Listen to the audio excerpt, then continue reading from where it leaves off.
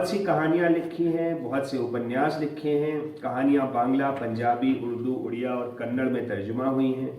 त्रिशूल उपन्यास उर्दू और पंजाबी में, तर्पण जर्मन में और आखिरी छलांग कन्नड़ में तर्जुमा हुआ है। भरतनाट्यम, कसाई बाड़ा और त्रिया चरित्र 3 कहानियों पर फिल्में बनी हैं। एक उसमें से बासु चैटर्जी ने बनाई है नसीरुद्दीन शाह और ओमपुरी को लेकर। तर्पण पर फिल्म बन रही है। कसाई पाड़ा, भरतनाट्यम, त्रिया चरित्र और तर्पण नाटक के रूप में हजारों बार खेले जा चुके हैं और बहुत से पुरस्कार जीत चुके हैं। बजा तौर पर मेरा इनसे पहला तारुफ कुछ महीने पहले हुआ था, जब फ्रांचेस्का ऑर्सिनी ने शिवमूर्ति जी का जिक्र किया था, जो बहुत अच्छी स्कॉलर हैं उर्दू की और हिंदी की और हिस्ट्री की। फिर इत्तेफाक से कुछ दिनों बाद रविकांत ने इनका जिक्र किया था और दोनों ने उनके बहुत उम्दा उपन्यास अगम बहे दरियाओं का जिक्र किया था, जो 1970 और 1980 के दहाइयों पर एक गांव की कहानी है और किस्सा है दरअसल, जो इधर उधर बहता हुआ दरिया की तरह चलता जाता है। तो हमने जब बात की शिवमूर्ति जी से, तो शिवमूर्ति जी ने कहा कि मैं इतना खूबसूरत, उन्होंने ये जायसी से ही टाइटल दिया, जो अस जरे सो कस नहीं महके। जो ऐसे जलेगा, जो राइटर जलेगा, जो अपने आप को जलाएगा, जो पोएट जलेगा, वो क्यों नहीं महकेगा। तो शिवमूर्ति जी अवध की खुशबू, अवध की महक, अमेठी की खुशबू, जो आप लोगों में से बहुत से लोगों को जान के दिलचस्पी होगी, और अवध की ज़मीन की, जायसी की, कबीर की, और उस तरह से मुजीब साहब की खुशबू हम तक लेके आए हैं। आपका बहुत बहुत स्वागत है, बहुत शुक्रिया आपका।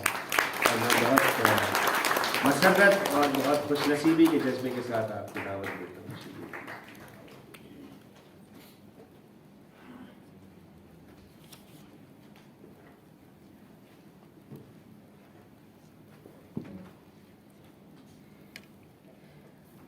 इस सभागार में उपस्थित समस्त विद्वद्जन, विदुषीजन, ऐसे सभागार में बोलने की मेरी प्रैक्टिस नहीं है, मुझे मौका नहीं मिला है। तो आप ये मानिए कि एक आध अपवाद को छोड़ दें तो आज पहली बार मैं आप जैसे विद्वानों, विदुषियों के बीच में बोलने के लिए खड़ा हुआ हूँ।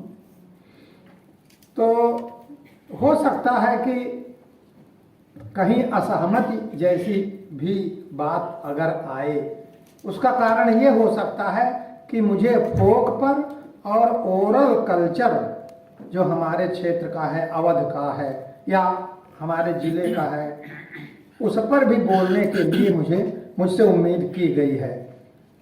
जो फोक है, जो लोकगीत हैं, लोकोक्तियाँ हैं, जो रिवाज हैं, इन पर बोलना मेरे लिए मुश्किल है। अपनी रचना प्रक्रिया के साथ ये भी जोड़ दिया गया अनुषंग के रूप में। रचना प्रक्रिया पर तो बोल ही देता, लेकिन ये जो जोड़ दिया गया, तो इससे थोड़ा सा ऐसा लग सकता है कि चूँकि आप लोग शहरी कल्चर में पले बढ़े हैं, रह रहे हैं, और हम कहीं रिमोट से, दूर से चीज़ लेकर के आपके बीच में आए हैं, तो अगर कहीं ऐसा लगता भी है आपको, तो ये मान लीजिएगा कि दुनिया बहुत बड़ी है और तमाम तरह दक्षिण भारत में, केरल में मामा से शादी हो जाती है भगनी की, और हम लोगों के यहाँ तो जो बेटी की बेटी है वो भी बेटी जैसी ही होती है। तो बहुत सारे रिवाज लगभग उल्टे पुल्टे जैसे हैं कि सोचा नहीं जा सकता। तो ये विविधतापूर्ण दुनिया है, इसको ध्यान में रखते हुए जो कुछ मैं कहने का टूटे फूटे शब्दों में प्रयास करूंगा, उसको स्वीकार करिए उसी रूप में। मुजीब मेमोरियल लेक्चर के इस चौथे आयोजन में अपनी रचना प्रक्रिया पर इसको बंद करने, अभी बाद में बात करें। हमारी श्रीमती जी ऐसा ही मौके पे याद करते हैं।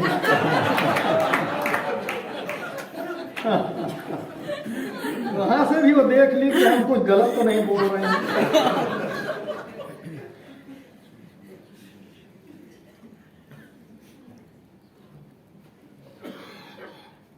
इस व्याख्यान का नाम मैंने दिया है जो अस जरै सो कस नहीं महकै।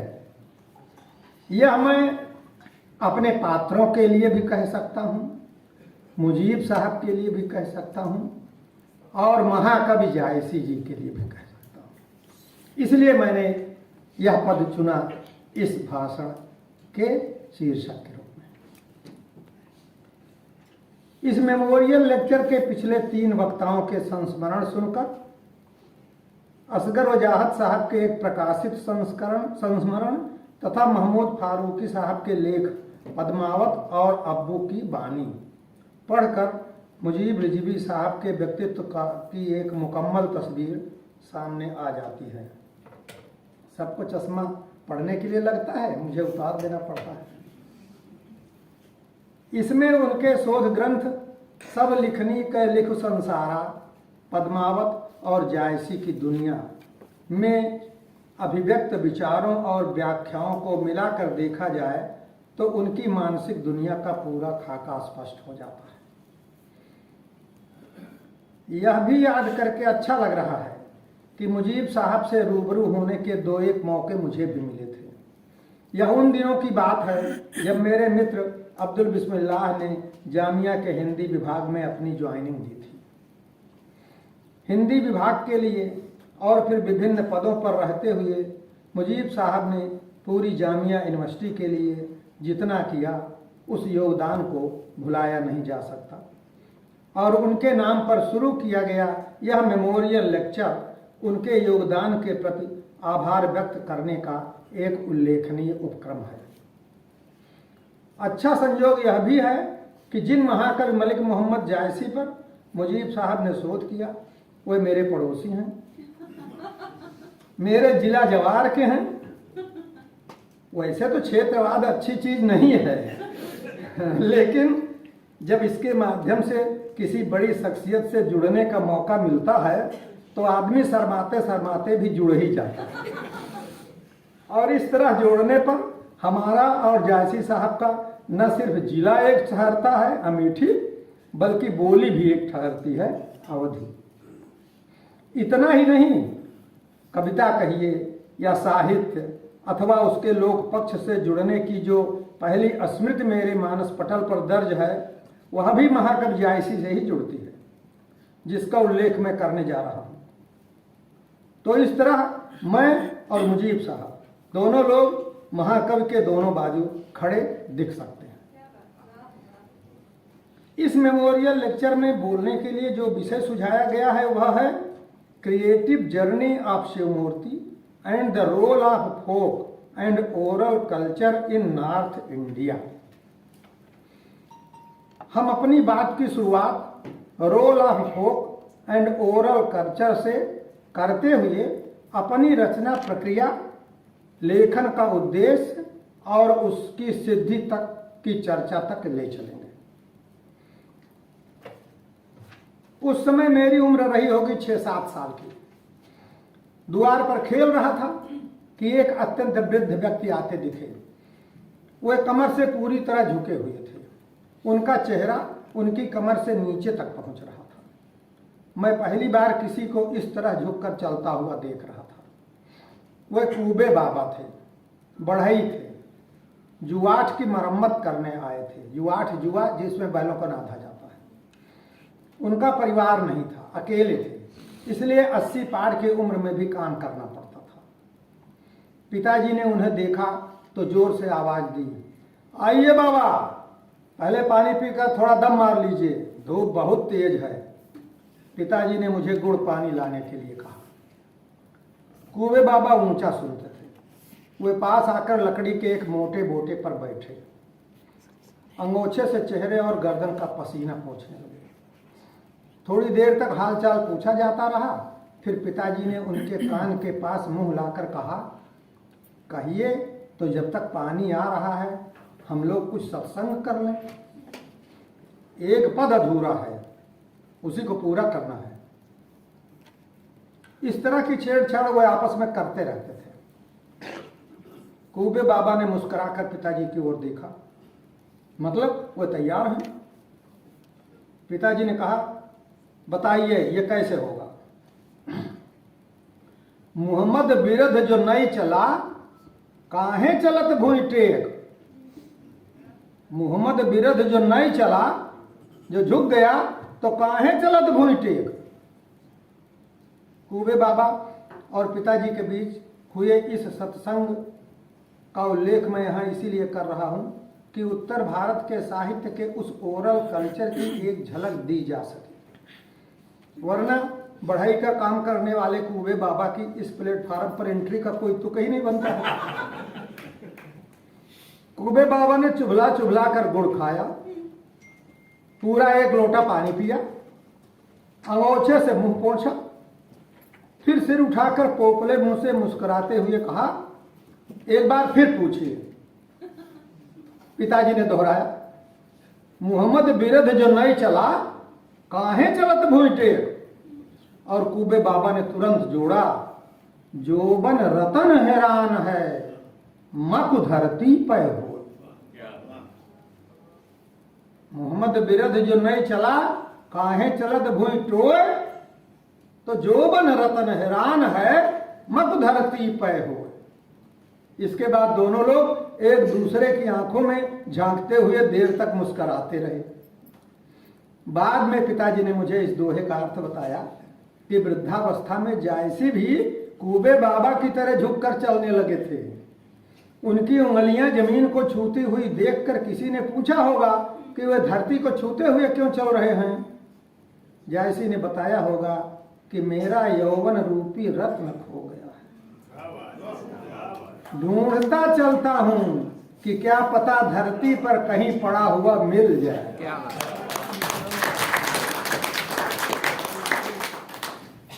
इस दोहे का उदाहरण मैंने यह स्पष्ट करने के लिए भी दिया कि 60-70 वर्ष पूर्व की हमारी पीढ़ी में जायसी किस हद तक रचे बसे थे।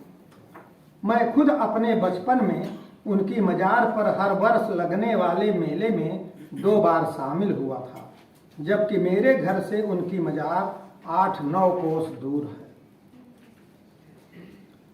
फोक और ओरल सांस्कृतिक प्रभाव की बात करें तो मेरे बालमन पर लोक गीतों, लोकोक्तियों और कथा तत्व की छाप डालने वाले मुख्य रूप से 2 लोग हैं। एक मेरी फुफेरी बहन रजना और दूसरे मेरे प्यारे मामा। अभी बताया आपने कि ननिहाल से मेरा वास्ता काफ़ी समय तक बहुत ज़्यादा था, तो वहाँ मेरे प्यारे मामा थे, वो भी मेरे प्रेरक रहे हैं। और मेरी बहन रजना जो फुफेरी बहन थी और मेरे घर यानी अपने नानी के घर वो भी रहती थी, तो वो एक प्रेरक रही है। रजना बहन मुझसे 8-9 साल बड़ी रही होंगी। वो अस्थायी रूप से मेरे यानी अपनी नानी के घर रहती थी। उनके पास गीतों, किस्सों और बुझौलियों का अकूत खजाना था। मैं उनका एकमात्र भाई था जिसके पास उन किस्सों को सुनने की कभी न बुझने वाली प्यास थी। बहन के हर गीत में किस्सा और हर किस्से में गीत समाया रहता था। शायद उसी का प्रभाव होगा कि मेरी कोई कहानी या उपन्यास ऐसा नहीं है जिसमें गीत की मौजूदगी न। रोज शाम को बहन से घंटे 2 घंटे तक कुछ न कुछ सुनकर ही मुझे नींद आती थी। बहन की बुझौल का एक उदाहरण बताते हैं। अवधि में है, अर्थ बताते हैं। 2 जन बैठे मेड़े पर, 2 लोग मेड़ पर बैठे हैं, खेत की मेड़ पर बैठे हैं।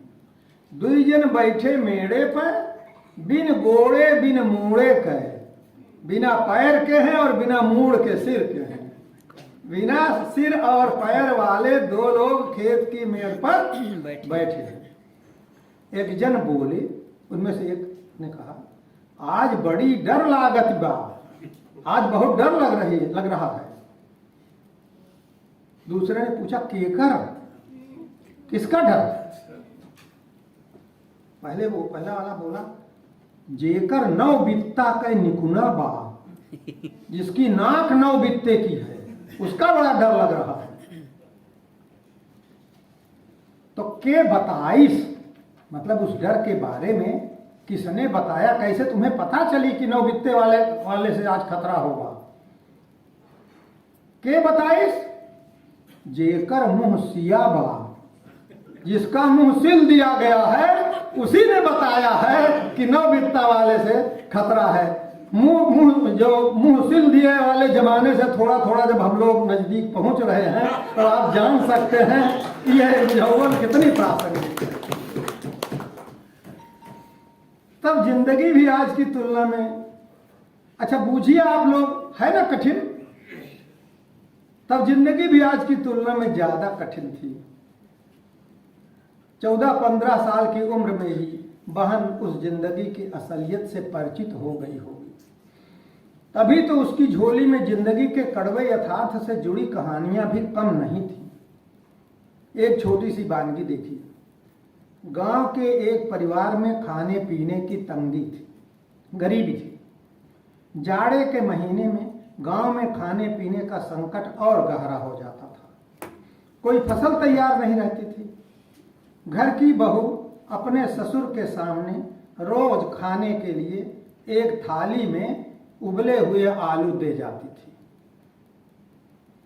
कई दिन तक आलू खाते खाते वह ऊब गए, तो सोचा कि कुछ दिन के लिए किसी रिश्तेदारी में चले जाएं, जहां इस आलू से मुक्ति मिले, रोटी या चावल के दर्शन हो सके।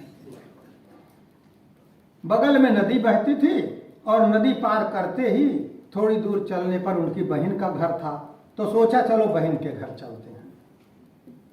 तो एक दिन उन्होंने घाट पार किया और दोपहर में बहन के घर पहुंच गए।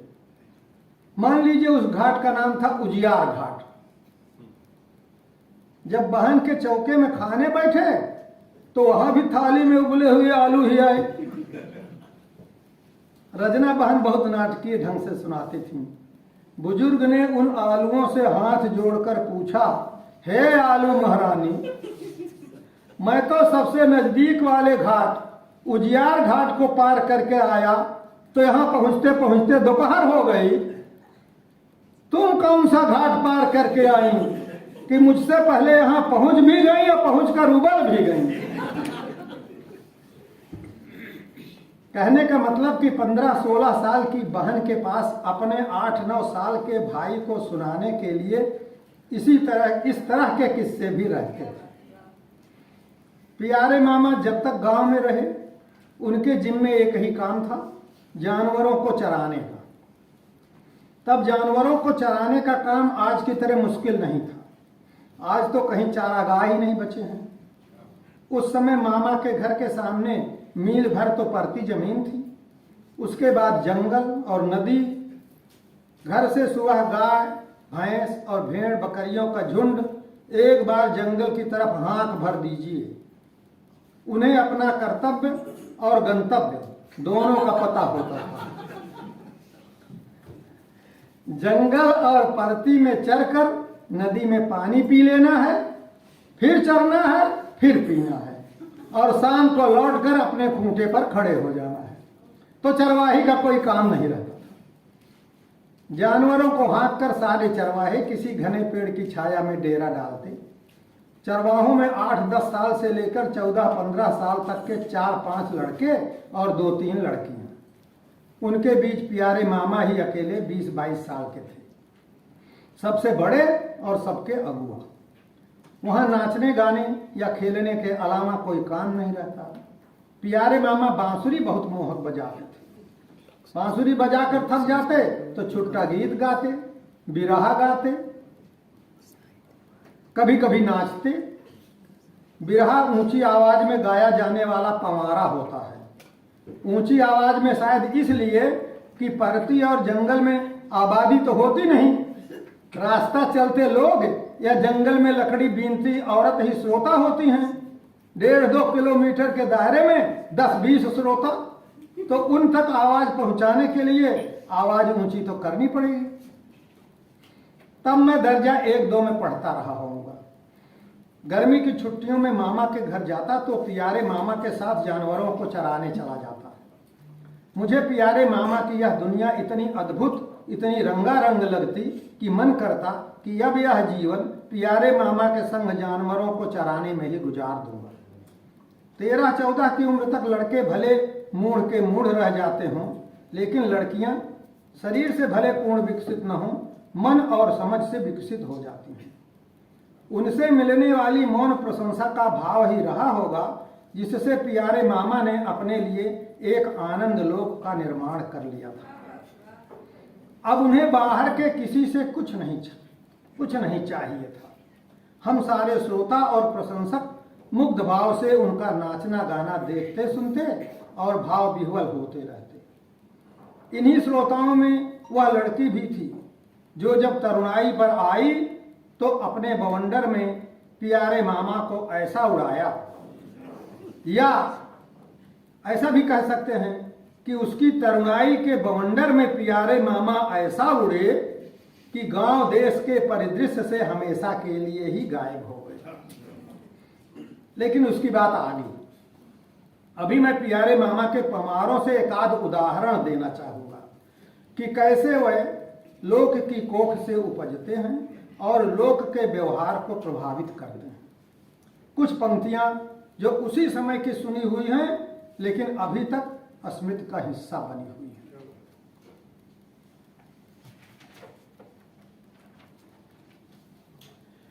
नई नई ब्याह कर आई दुल्हन अपना चूल्हा चौका अलग करने के लिए पति से सास की शिकायत कर रही है। हो सकता है मायके से ही सोच के चली हो कि ज्यादा दिन इन लोगों को पका के खिलाना नहीं है, तो पति से सास की शिकायत कर रही है। उसी की दो लाइनें, बहुत लंबा पमारा है, घंटों चलेगा। उसका थोड़ा सा हिस्सा बानगी के लिए कि मुरही नार कहे बालम से ख्याल करा हमारी ओरिया। मुरही नार कहे बालम से ख्याल करा हमारी ओरिया, और जब से तोहरे घरे में आए बुढ़िया लगाए रहे मुतोरिया। और चली जाब नैहर का बालम बैठ के रोब्या गुड़वरिया। चारपाई के गुड़वारी बैठकर आप रात भर रोया करेंगे अगर मैं मायके चली जाऊंगी तो, और जाऊंगी जरूर, क्योंकि ये जो बुढ़िया है लगातार मुझसे कट बैठी रात दिन भर करती रहती है। तुरंत तुरंत ब्याह हुआ होता है। लड़की के युवा शरीर से लड़के का तुरंत तुरंत सामीप्य हुआ रहता है। ऐसे में लड़के के लिए इससे भारी सदमे की बात दूसरी क्या हो सकती है कि लड़की मायके जाने की धमकी देने लगे। जाहिर है कि लड़का कोई भी शर्त मानने के लिए तैयार हो जाएगा। वो कहता है, माँ बाप गए मेरे ठेंगे पर, माँ की तो मत मारी गई है जो तुझसे ऐसा व्यवहार कर रही है। तुम इतने बड़े घर की बेटी हो, तुम चाहती हो तो क्यों नहीं अलग हो जाएंगे। कहे बलम माँ की मत मारी, ऊंचे घर की तू धैर्या, लैके तोहका अलग हो जा बैठे होने पर जाए बाप महतारी। बाप महतारी ठेहुने पे गए, अलग हो जाएंगे। ये उसकी एक वानगी है कि कैसे कैसे गीत का खजाना प्यारे मामा के पास था और सुनने को मिलता था तो मन में होता था कि सुनते रह जाए, कोई पिताजी कहीं से लौट ना आए पकड़ के फिर ना स्कूल में जाके ढकेल दें। हो सकता है प्यारे मामा का साथ मुझे भी गाने नाचने की दुनिया में खींच ले जाता, पर नियत को यह मंजूर नहीं था। प्यारे मामा भीषण प्रेम में पड़ गए। गाय गोरू चराने वाली लड़की ने उनके दिल दिमाग को पूरी तरह जकड़ लिया। दोनों इस तरह एकाकार हुए कि न उन्हें उजाले का होश रहा न अंधेरे का, जैसे इस भरी दुनिया में बस वही दोनों बसते हों। दोनों परिवारों के बीच भारी झगड़ा हुआ। लड़की का विवाह हो चुका था। उसके परिवार ने तय किया कि जल्दी से जल्दी उसकी विदाई कराकर संकट टाला जाए।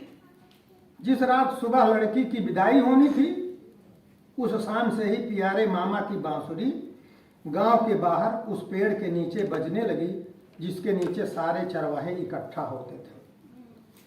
लगा कि बांसुरी की गूंज ने पूरे ब्रह्मांड को अपनी जद में ले लिया। बेचैन लड़की पहले से सशंकित अपनी माँ से बोली, माँ मैं उससे मिलने जा रही हूं। ऐसा मत कर बेटी, तुझे विदाई कराने के लिए आए मेहमान लोग बाहर बैठे हैं। बाप के मुंह पर तारीख मत पोत। माँ मेरा उससे मिलने जाना बहुत जरूरी है, नहीं तो वह नदी में डूबकर जान दे देगा। मैं उसकी जान बचाने के लिए जाऊंगी जरूर और बाप की इज्जत बचाने के लिए लौटूंगी जरूर। प्यारे मामा को रात में समझा बुझाकर सवेरे वह डोली में बैठकर चली गई। प्यारे मामा की हालत नीम पागलों जैसी हो गई। वह लड़की के दरवाजे पर पहुंचकर हंगामा न खड़ा कर दें, इसलिए सुबह होते ही उन्हें घर से दूर एक पेड़ से बांध दिया गया। विदाई होने के बाद छोड़े गए तो अपनी चरवाहे वाली लाठी लेकर नाचते कूदते नीम के नीचे बैठी नानी की ओर बढ़े। दूर से ही लाठी नानी की ओर फेंक कर गाने लगे, अब ना चरई तोहरी गैया जसुमती अब ना चरई। उसमें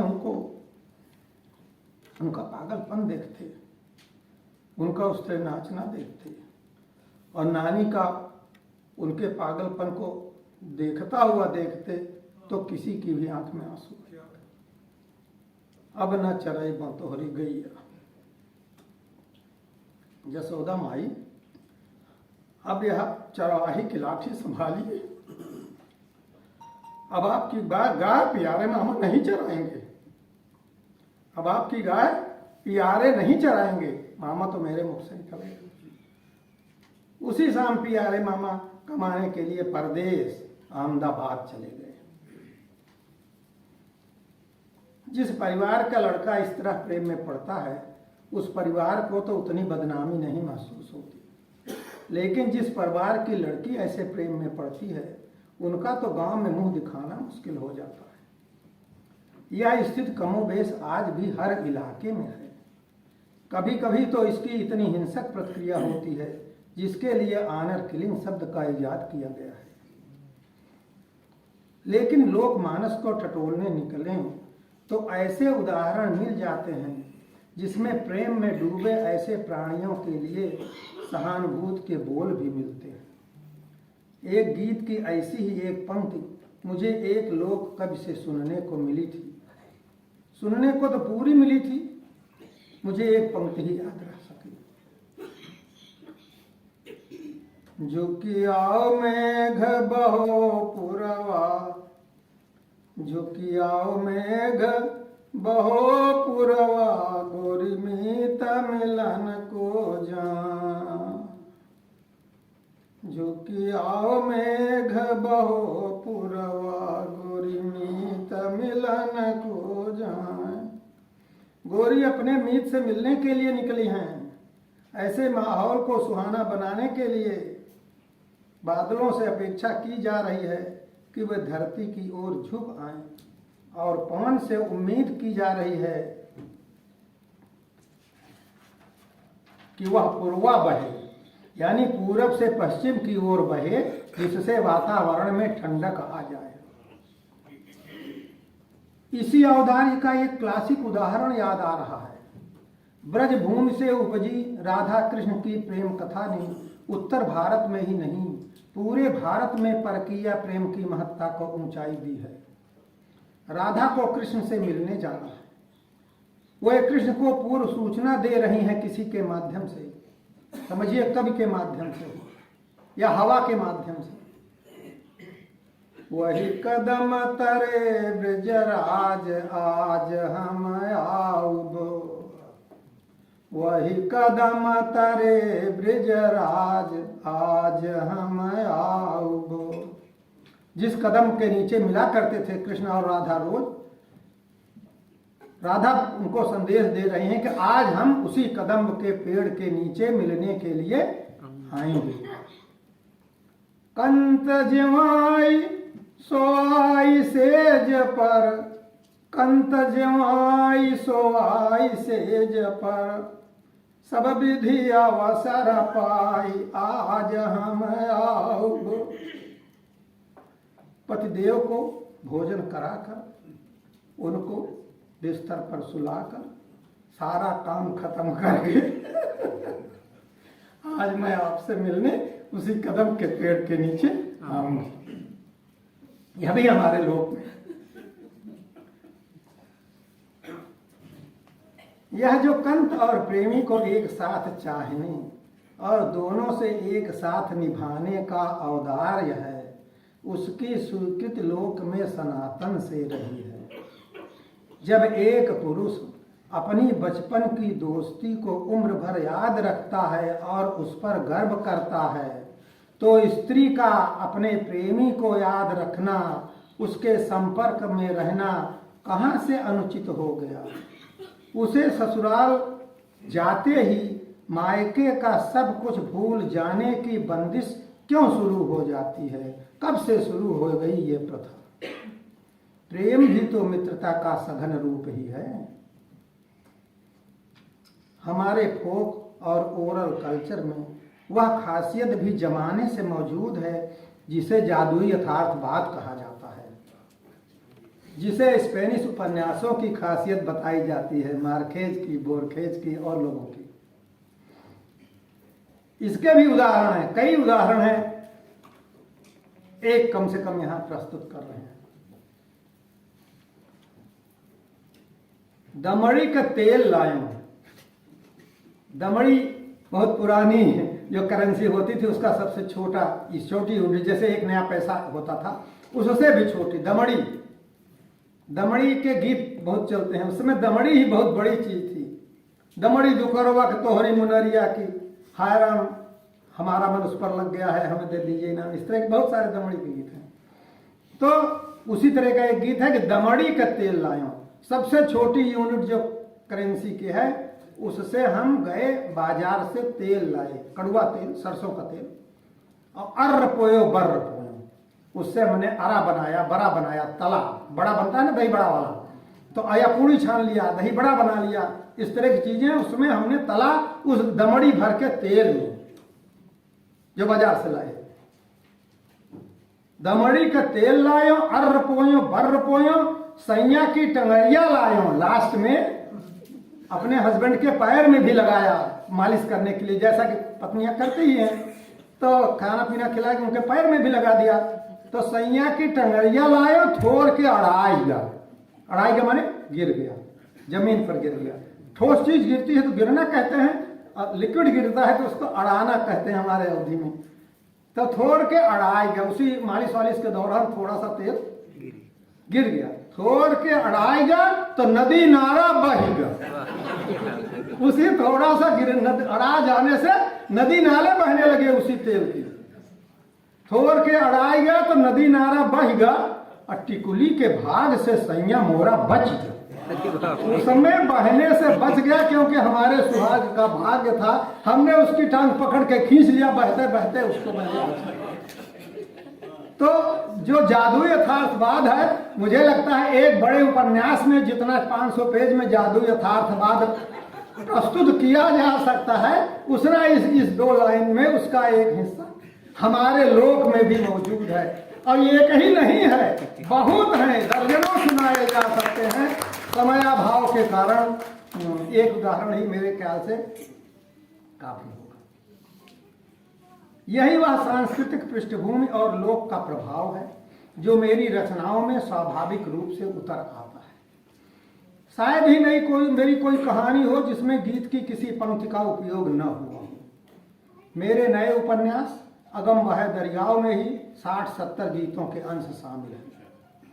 गीतों के जो अंश मुझे कंठस्थ हैं उनकी संख्या 1000 से कम तो नहीं ही होगी। सांस्कृतिक दुनिया में अभी इनकी उतनी पूंछ नहीं है। मेरे 50 इंटरव्यू ऑनलाइन और प्रिंट माध्यम में मौजूद हैं, लेकिन शायद ही किसी ने कभी इन गीतों पर बात की हो पूछने वाले। इसलिए जो बाहर निकलने से रह जाएंगे, कोई पूछता तो निकलते, जैसे कुछ आज निकले। इसलिए जो बाहर निकलने से रह जाएंगे उन्हें सीने में दबाए हुए ही 4 आदमी के कंधों पर चले जाना होगा। हो सकता है नियति मुझे भी लोक नर्तक या लोक गायक के रूप में दुनिया के रंगमंच पर उतारने की सोचती रही, लेकिन प्यारे मामा के साथ हुए हादसे के बाद इस आशंका से कि मैं भी उन्हीं की तरह बिगड़ न जाऊं, पिताजी ने मेरे ननिहाल जाने पर हमेशा के लिए पाबंदी लगाई।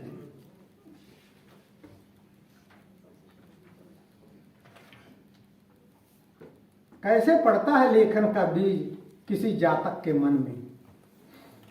मैंने राजकमल प्रकाशन से प्रकाशित अपनी किताब सृजन का रसायन में इस पर थोड़ा विस्तार से लिखा है, कुछ लाइनें यहां प्रस्तुत कर रहा हूं। क्या लेखन का गुण जन्मजात होता है? हो सकता है भविष्य के वैज्ञानिक इसका कोई सही व सटीक समाधान खोजें, पर इतना तो तय है कि प्रत्येक रचनाकार को प्रकृति एक विशिष्ट उपहार देती है, अति संवेदनशीलता का और पर दुख कातरता का, अतीन्द्रियता का भी, जिससे वह प्रत्येक घटना को अपने अलग नजरिए से देखने, प्रभावित होने और विश्लेषित करने में सक्षम होता है। जिन परिस्थितियों में शिशु का विकास होता है वही उसकी जिंदगी की भी नियामक बनती हैं और उसके लेखन की भी। फसल की तरह लेखक भी अपनी जमीन की उपज होता है। जब मेरी रचनाओं में उद्दाम प्रेम, सर्वस्व समर्पण, गांव, गरीबी, वर्ण संघर्ष, सांप्रदायिक घृणा, अन्याय और अत्याचार के प्रसंग आते हैं तो यह केवल मेरी मर्जी से नहीं होता।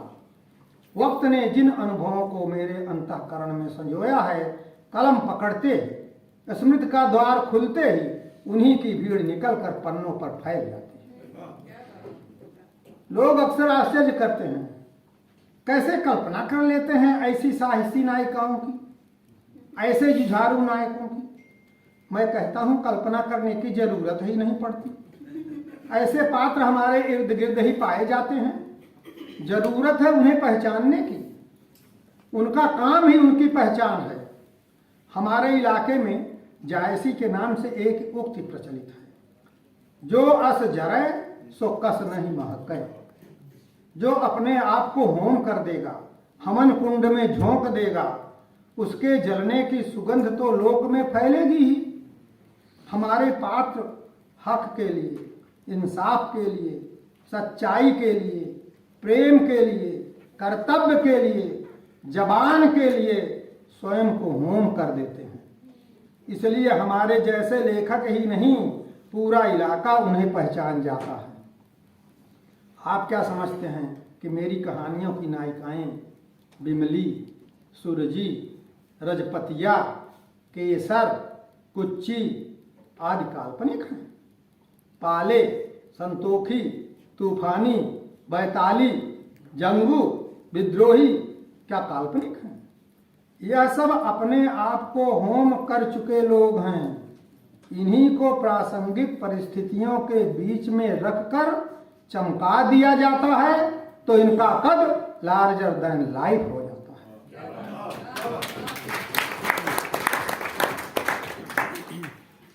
यहाँ आप जैसे कला, संस्कृत और साहित्य के जिन शीर्ष प्रतिनिधियों के मध्य में हम खड़े हैं, उनके सामने रचना प्रक्रिया पर बात करना नानी के आगे ननिहाल का बखान करने जैसा ही है। फिर भी जब लिखना शुरू किया तब कहाँ कोई फिर भी कुछ कहना कहेंगे ही, कहने के लिए खड़े किए गए हैं तो कुछ कहेंगे। जब लिखना शुरू किया तब कहाँ कोई बताने वाला था कि कैसे लिखना चाहिए। पढ़ते पढ़ते लिखने की उमंग उठी और कलम उठा लिया।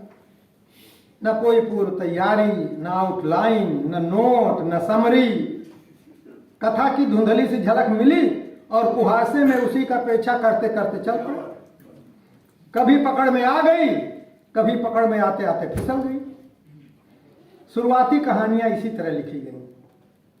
मार्क ट्वेन के इस कथन को तो बहुत बाद में जाना कि सही शब्द और लगभग सही शब्द में उतना ही अंतर है जितना सूरज और जुगनू में। या गोरकी की इस सलाह को कि हर लेखक को नोटबुक जरूर रखनी चाहिए जिसमें वह देखी सुनी जरूरी चीजों को नोट करता चले। तब आइजक सिंगर का यह कथन कौन बताने वाला था कि लेखक का सबसे अच्छा दोस्त कचरे का वह डिब्बा होता है जो उसकी राइटिंग टेबल के नीचे कोने में रखा होता है। उसका पेट भरना भी लेखक का दायित्व है। यानी लिखते जाइए और फाड़ फाड़ कर डस्टबिन में फेंकते जाइए जब तक परफेक्शन ना आ जाए। जब तक पूर्व लेखकों के इन सुझावों से परिचित हुआ, लेखन की यात्रा बहुत आगे बढ़ चुकी थी।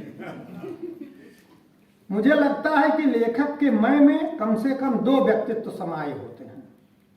एक वह जो अपने समय के साथ सीधे सीधे 2-2 हाथ कर रहा होता है। दूसरा वह जो हर झेले भोगे सहे हुए को तीसरे की तरह देखता, सुनता और सहेजता चलता है। यह दूसरा परायों के देखे सुने सहे हुए को भी उसी तल्लीनता और सरोकार के साथ आत्मसात करता है जैसे खुद झेल भोग रहा हो। कालांतर में इस अपने और पराये की अनुभूति का अंतर समाप्त हो जाता है। जब वह दूसरा व्यक्तित्व अपने किसी पात्र में इस झेले भोगे गए अनुभव को आरोपित करता है, तब तक वह अनुभव खुद लेखक का अनुभव बन चुका होता है।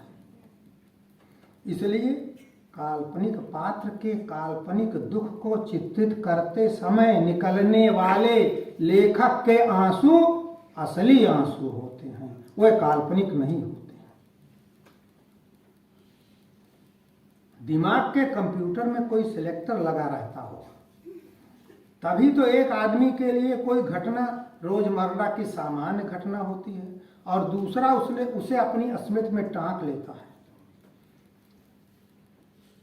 स्मृति का भाग बन चुके दृश्य या अनुभव में वह वक्त बीतने के साथ साथ अपनी कामना के अनुसार परिवर्तन करता रहता है। जैसे स्कूल के दिनों में किसी से झगड़ा हुआ और आप पिट गए थे, लेकिन 10 साल बाद याद रखते हैं तो आपको लगता है कि मैंने ही उसको पीटा क्योंकि आपकी कामना है कि आप पीट नहीं पाए। अब कल्पना में पीटने में क्या दिक्कत है।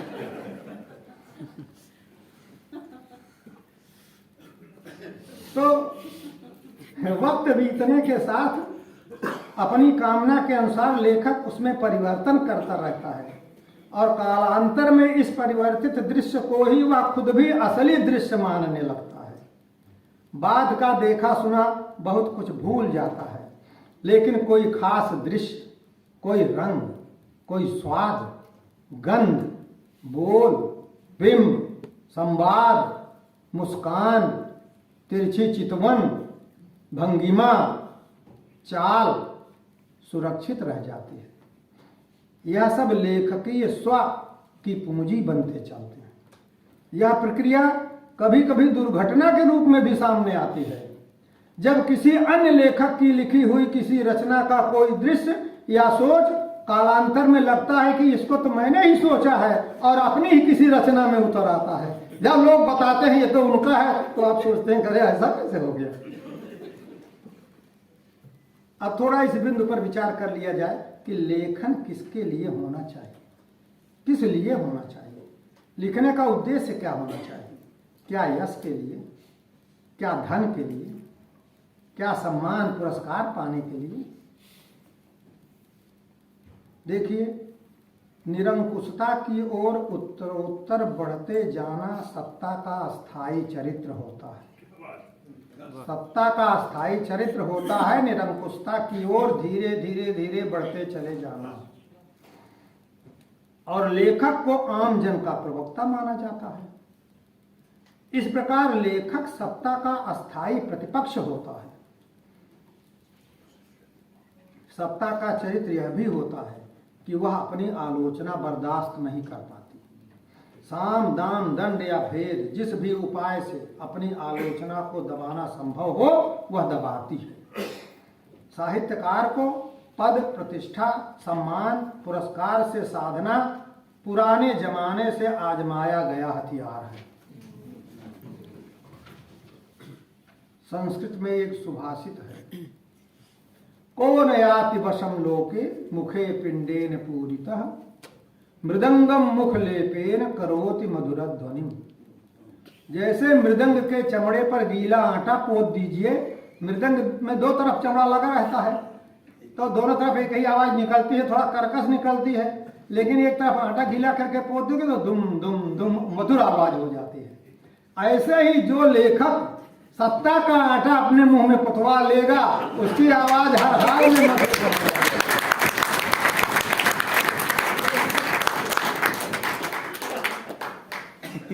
तो अगर आप सत्ता का दिया हुआ आटा अपने मुंह पर पोत लेंगे, उसके हाथ से पुरस्कार ग्रहण कर लेंगे, तो किस मुंह से उसकी आलोचना करेंगे? फिर सत्ता द्वारा आमजन के विरुद्ध किए जाने वाले अन्याय और ज्यादतियों का विरोध कैसे करेंगे? उसको आमजन में व्याप्त गैर बराबरी, दुख और असुरक्षा की भावना के लिए जिम्मेदार कैसे सत्ता को ठहराएंगे? पुरस्कार, सम्मान या वृत्ति के लिए के लिए हाथ फैलाते ही आप सत्ता का प्रतिपक्ष होने का अपना नैतिक अधिकार खो देंगे। फिर आपके पास दो ही विकल्प रह जाएंगे, या तो चांद सितारों और फूलों भंवरों पर कविता लिखिए, आकाश गंगा क्षितिज और मलय समीर की शोभा और सुगंध पर मुग्ध होइए, कोलाहल की अवनी की ओर से आंख मूंद कर शब्द क्रीड़ा करिए, या इतिहास की अंधेरी शीतल गहरी गुफा में प्रवेश करके परम शांति का अनुभव करिए। अगर वहां बैठकर इतिहास की ज्यादतियां और क्रूरताओं पर लिखना चाहेंगे उस गुफा में बैठकर, तब भी कोई खतरा नहीं है, क्योंकि वह क्रूरताएं और ज्यादतियां करने वाले पहले ही काल के गाल में समा चुके हैं। लेकिन अगर आप इस कथन का अनुसरण करना चाहते हैं कि साहित्य समाज का दर्पण होता है या समाज के आगे चलने वाली मसाल होता है, तो पद पुरस्कार से हाथ तो धोना पड़ेगा। अलेक्जेंडर सोल्जेनित्सिन का एक उदाहरण आपको अपना लक्ष्य निर्धारित करने में सहायक हो सकता है। अलेक्जेंडर सोल्जेनित्सिन वह कहते हैं, literature that is not the breath of contemporary society, that dares not to transmit the pains and fears of the society, that does not warn in time against the threatenings of moral and social dangers, such literature does not deserve the name of literature. किसी भी लेखक को खुद तय करना होगा कि अपने समय और समाज की चुनौतियों का चित्रण करके प्रतिपक्ष की भूमिका निभाए या राजसत्ता का आटा मुंह में पोतकर सत्ता के चारण की भूमिका निभाए। ऐसे मौके के लिए लेखकों कवियों को सचेत करने का काम पश्चिमी विद्वानों ने ही नहीं, हमारे पुरखे संस्कृत के कवियों ने भी यह काम किया है, सचेत करने का काम ऐसे मौके के लिए। भागवत पुराण के स्कंध 2 में और भागवत पुराण के स्कंध 2 के द्वितीय अध्याय में एक श्लोक में पुरखे क्या कह करके सावधान किए हैं, सुनिए। चीराणि किं पथि न संति दिशन्ति भिक्षाम, चीराणि किं पथि न संति दिशन्ति भिक्षाम, नैवाघृपा पर भृताः सहितोऽपि शुष्यन्, रुद्धा गुहा किम जितोऽपि नोपसन्नान्, कस्माद् भजन्ति कवयो धन दुर्मदान धान, धन दुर्मदान धान। इसका भावार्थ कुछ इस प्रकार है, क्या पहनने के लिए फटे पुराने वस्त्र भिक्षा में मिलने बंद हो गए हैं? क्या पहनने के लिए फटे पुराने वस्त्र भिक्षा में मिलने बंद हो गए हैं? पहले मिलते थे और लोग उसी से काम चला लेते थे। बड़े बड़े राजा महाराजा जिसको कहते थे उतरन पहनना, ये राजाओं का उतरन है, सेठों का उतरन है, उनका कुर्ता उनका मन भर गया था, चलो हम लोग पहनेंगे। तो अगर वो पुराने वस्त्र मिल रहे हैं लेखकों के लिए, तो क्या आजकल नहीं मिल रहे हैं? क्या खाने के लिए पेड़ों ने फल देना बंद कर दिया है? क्या पीने के लिए नदियों का जल सूख गया है? क्या रहने के लिए गुफाओं के मुंह बंद हो गए? यदि ऐसा नहीं है तो सारी दुनिया को रास्ता दिखाने वाले ये कवि और विद्वान लोग धन के मद से मदांध सेठों का मुंह क्यों जोड़ते हैं? वक्त बदलने के साथ आप सेठों के साथ सत्ताधारियों का नाम भी जोड़ सकते हैं इस श्लोक में। अब ये श्लोक एक बार फिर पढ़ दें, फिर आगे बढ़ते हैं। चीराण किम पथि न संति दिशंति भिक्षाम नैवा घृपा पर भृता सरितोपि शुष्यन् रुद्धा गुहा किमिजितो वपि नोपसन्नान् तस्माद् भजन्ति कवयो धन दुर्मदान्धा। धन दुर्मदान्धा, धन की वजह से जिनके शरीर से बदबू आ रही है उन्हीं का भजन क्यों करते हैं, समझ में नहीं आता है। समय बहुत हो गया है। हाँ, थोड़ी एक आध बात और कह के साहित्यकार किसके प्रति जवाबदेह रहे, वह किसके हित की कामना में अपनी लेखनी चलाए, इस प्रश्न का भी बहुत स्पष्ट उत्तर महाभारत में मिलता है। महाभारत में मिलता है। महाभारत में एक कथा आती है राजा रंतदेव की। इसे मैंने पहले भी एक आध जगह उद्धृत किया है जब लेखकों के कर्तृत्व पर बात होती है। तो राजा रंतदेव की गिनती प्रजावत्सल राजा के रूप में होती थी। एक बार उनके राज्य में भीषण अकाल पड़ा, प्रजा भूखों मरने लगी। राजा ने प्रजा की प्राण रक्षा के लिए अपने राजमहल का अन्न भंडार जनता के लिए खोल दिया। उनकी प्रजावत्सलता को देखकर देवराज इंद्र प्रसन्न हो गए और राजा के समक्ष प्रकट होकर कहा, प्रजा पालन से अर्जित पुण्य से अब आप स्वर्ग में रहने के अधिकारी हो गए हैं। मैं आपको लेने आया हूं, मेरे साथ चलकर अनंत काल तक स्वर्ग का सुख भोग करिए। राजा रंतदेव ने जो जवाब दिया वो ध्यान देने लायक है। उन्होंने कहा, न तो हम कामये राज्यम न स्वर्गम न पुनर्भवम। मतलब न तो मैं राज्य की कामना करता हूं, न स्वर्ग की कामना करता हूं और न पुनर्जन्म की कामना करता हूं। क्या कामना करता हूं?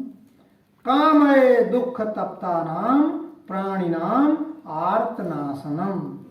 मैं ये कामना, केवल ये कामना करता हूं कि संसार में दुख से संतप्त जितने भी प्राणी हैं उन सबके दुखों का नाश हो जाए।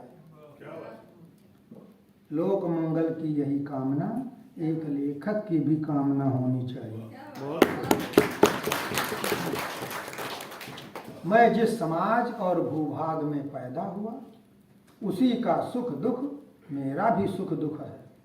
उसी समाज में व्याप्त अन्याय, पीड़ा, दुख और भय को बाणी देना तथा उनसे मुक्त की राह तलाशना ही मेरे लेखन का उद्देश्य है। उनमें उम्मीद और सपने जगा पाया तो यही मेरे लेखन की सिद्धि होगी। धन्यवाद।